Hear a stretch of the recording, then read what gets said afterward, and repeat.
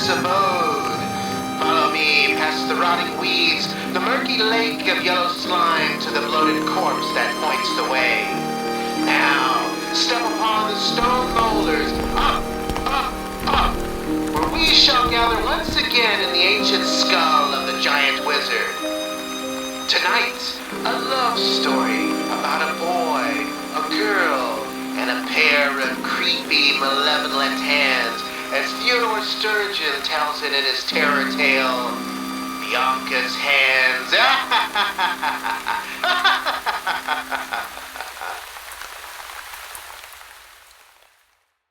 Bianca's Hands by Theodore Sturgeon. Bianca's mother was leading her when Rand saw her first. Bianca was squat and small, with dank hair and rotten teeth. Her mouth was crooked and it drooled. Either she was blind or she just didn't care about bumping into things. It really didn't matter because Bianca was an imbecile. Her hands, they were lovely hands, graceful hands, hands as soft and smooth and white as snowflakes, hands whose color was lightly tinged with pink, like the glow of Mars on snow. They lay on the counter, side by side, looking at Rand. They lay there half closed and crouching, each pulsing with a movement like the panting of a field creature. And they looked, not watched. Later they watched him. Now they looked. They did because Rand felt their united gaze, and his heart beat strongly. Bianca's mother demanded cheese stridently. Rand brought it to her in his own time while she berated him. She was a bitter woman, as any woman has a right to be, who is wife of no man and mother to a monster. Rand gave her the cheese and took her money and never noticed that it was not enough because of Bianca's hands. When Bianca's mother tried to take one of the hands, it scuttled away from the unwanted touch. It did not lift from the counter, but ran on its fingertips to the edge and leaped into a fold of Bianca's dress.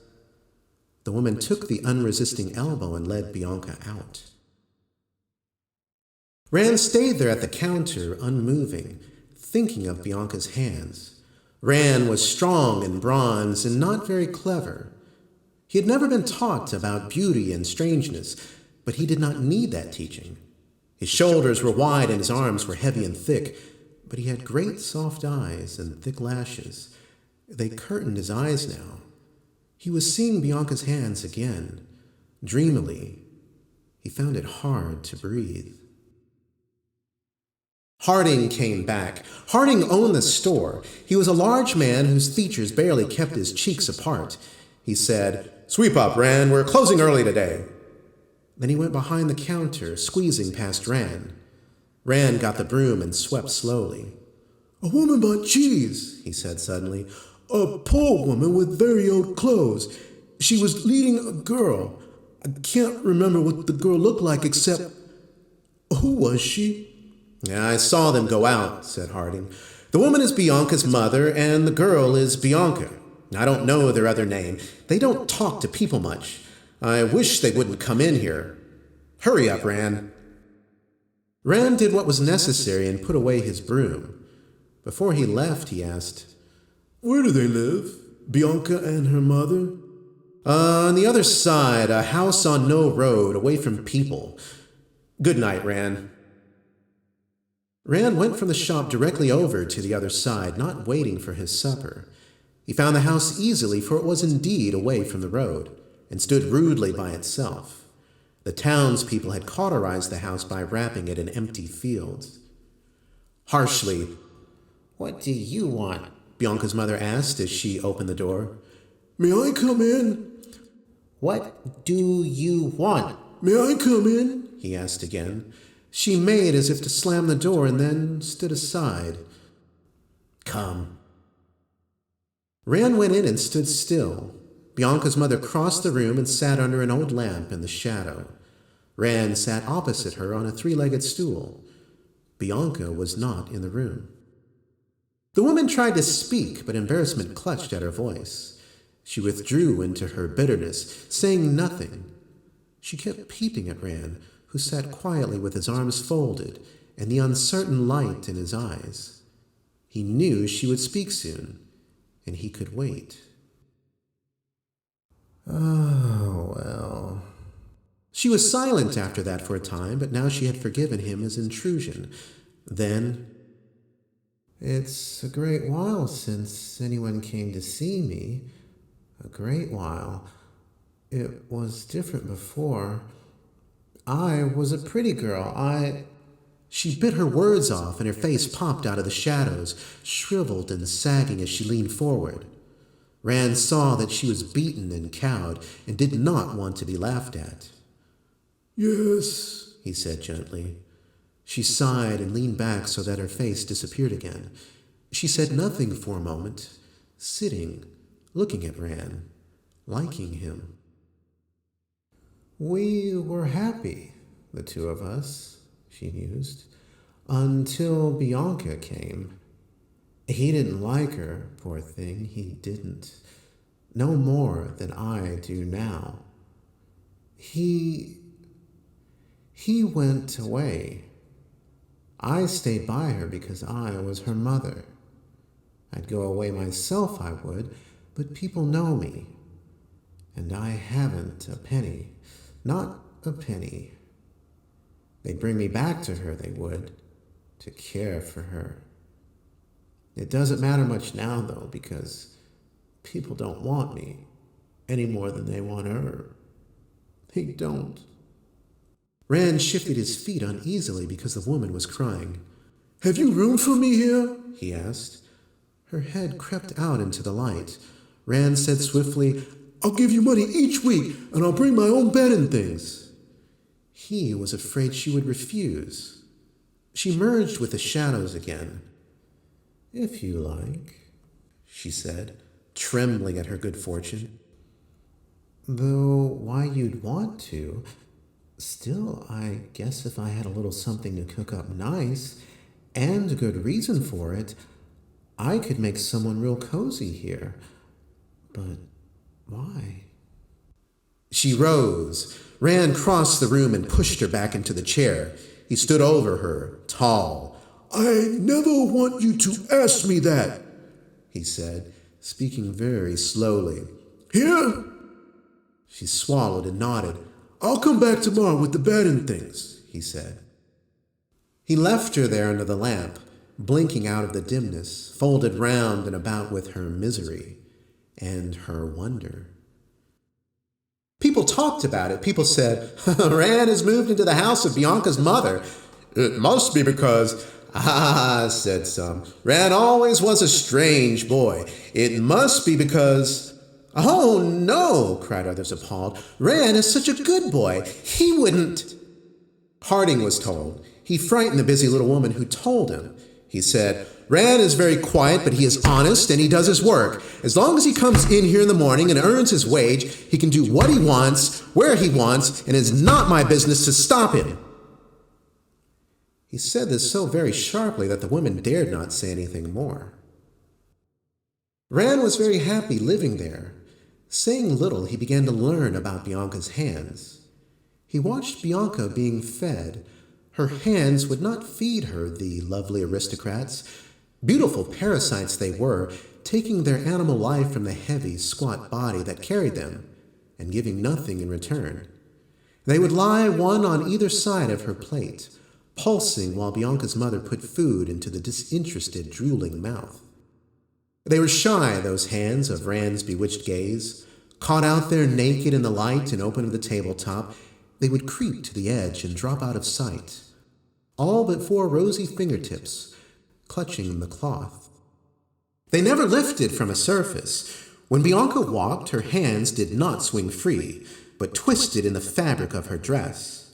And when she approached a table or the mantelpiece and stood, her hands would run lightly up and leap, landing together, resting silently, watchfully, with that pulsing peculiar to them. They cared for each other. They would not touch Bianca herself, but each hand groomed the other. It was the only labor to which they would bend themselves.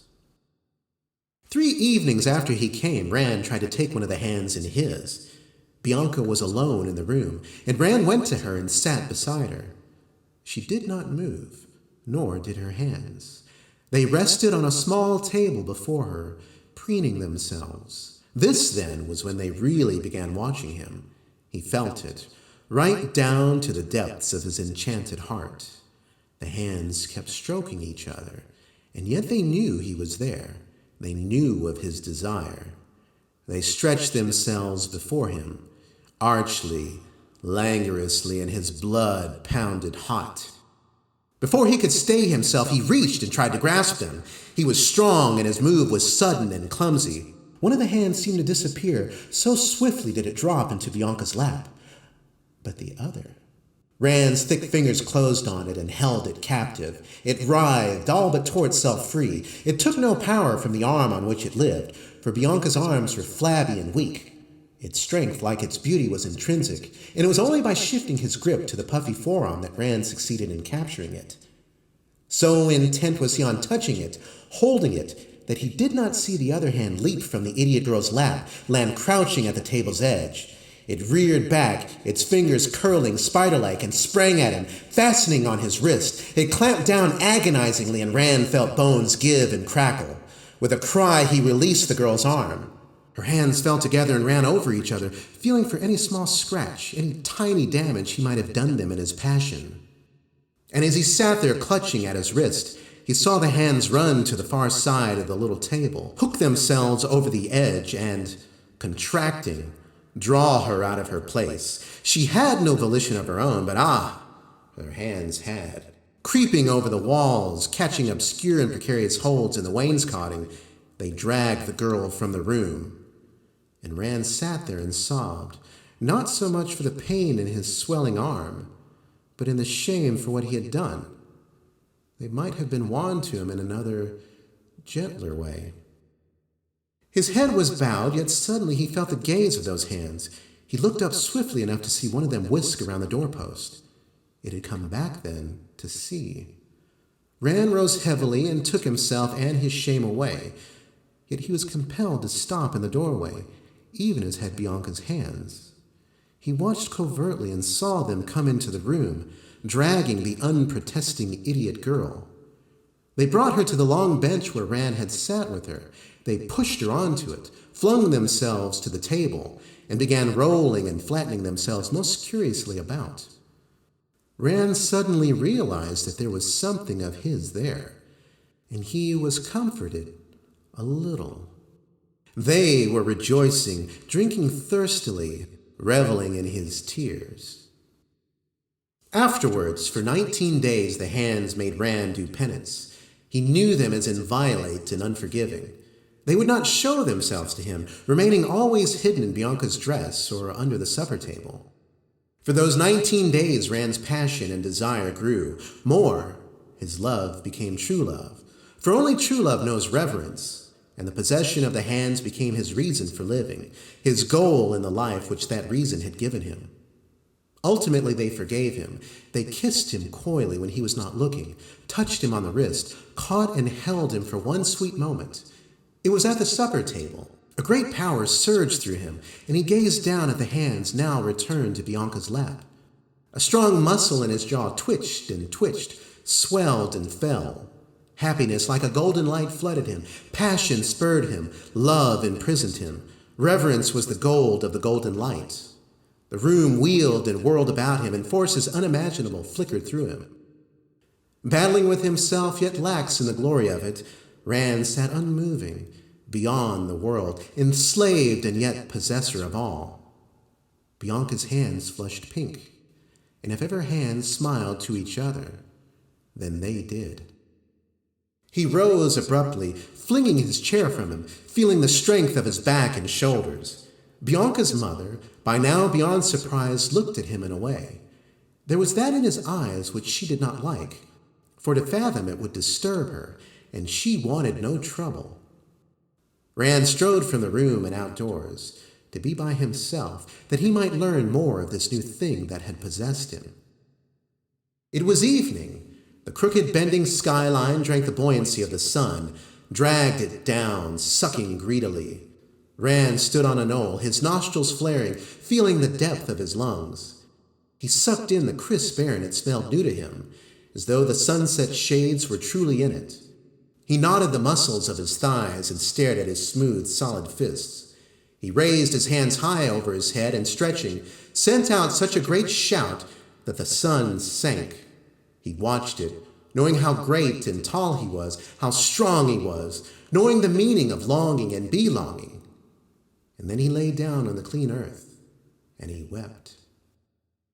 When the sky grew cold enough for the moon to follow the sun beyond the hills, and still an hour after that, Ran returned to the house.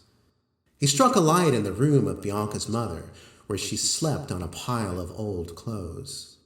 Ran sat beside her and let the light wake her. She rolled over to him and moaned, opened her eyes and shrank from him. "Ran, what do you want?" "Bianca, I want to marry Bianca." Her breath hissed between her gums. "No!" It was not a refusal, but astonishment. Ran touched her arm impatiently. Then she laughed. "To marry Bianca? It's late, boy. Go back to bed, and in the morning you'll have forgotten this dream."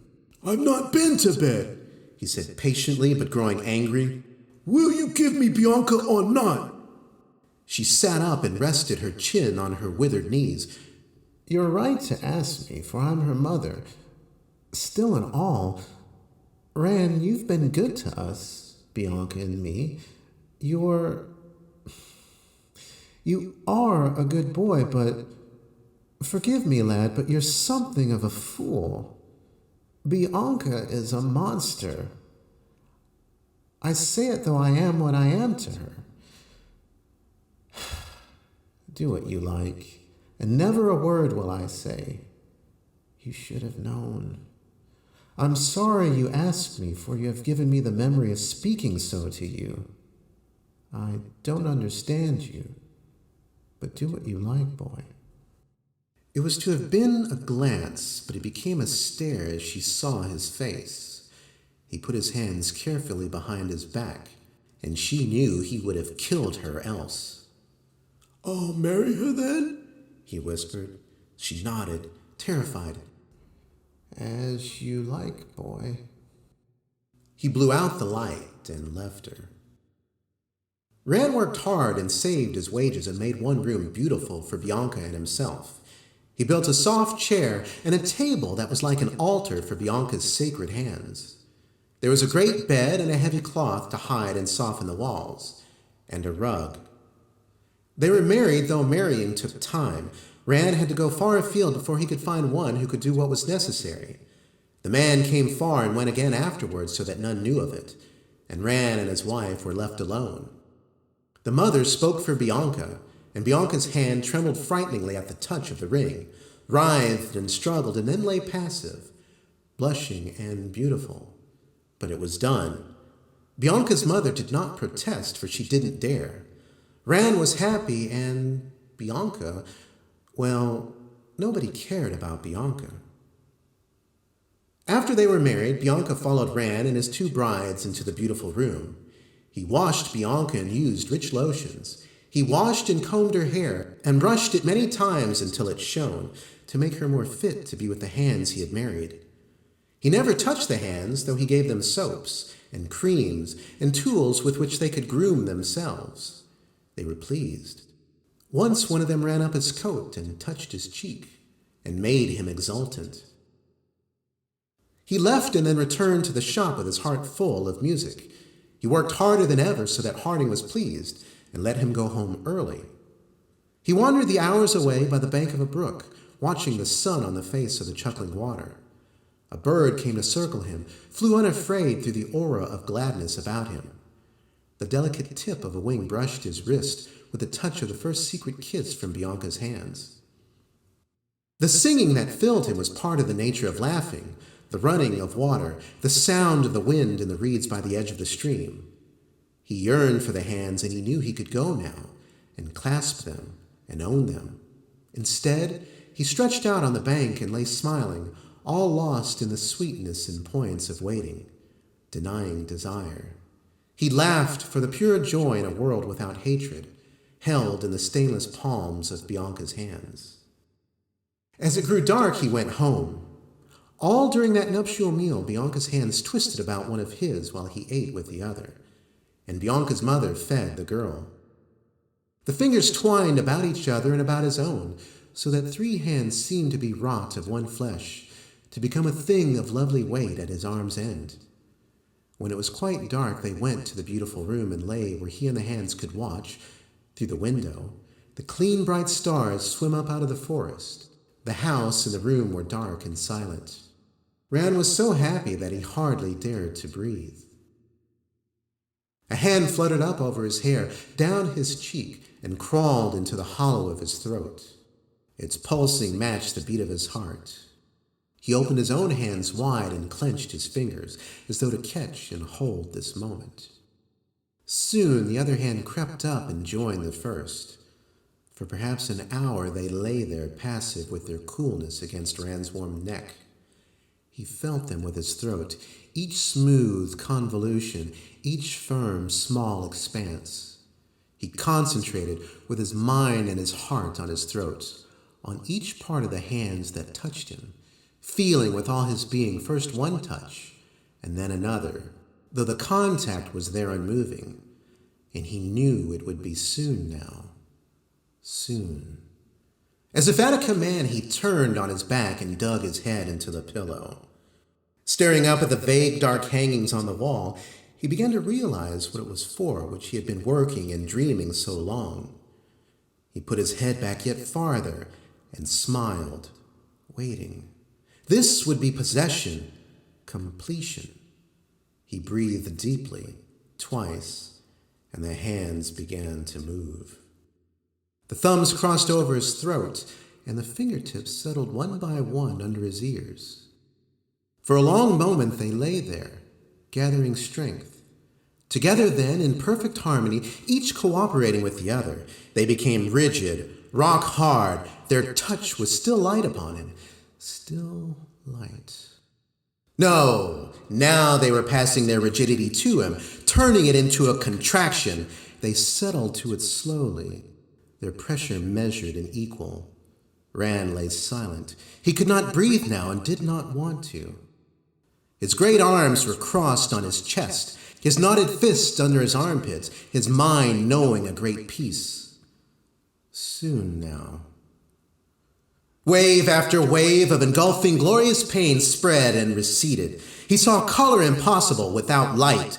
He arched his back, up, up. The hands bore down with all their hidden strength, and Rand's body bent like a bow, resting on feet and shoulders, up, up. Something burst within him, his lungs, his heart. No matter. It was complete. There was blood on the hands of Bianca's mother when they found her in the morning in the beautiful room, trying to soothe Rand's neck.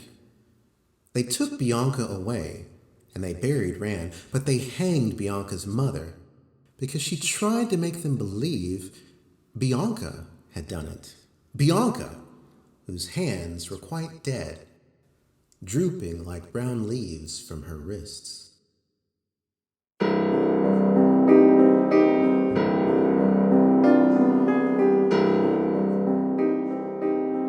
Yes, that happened a long time ago. Goblin Toad was just a little tadpole in the swamp. Bianca has long since been dead.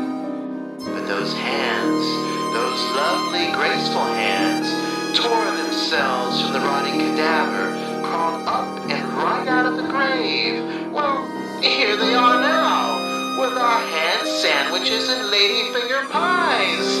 Care for some?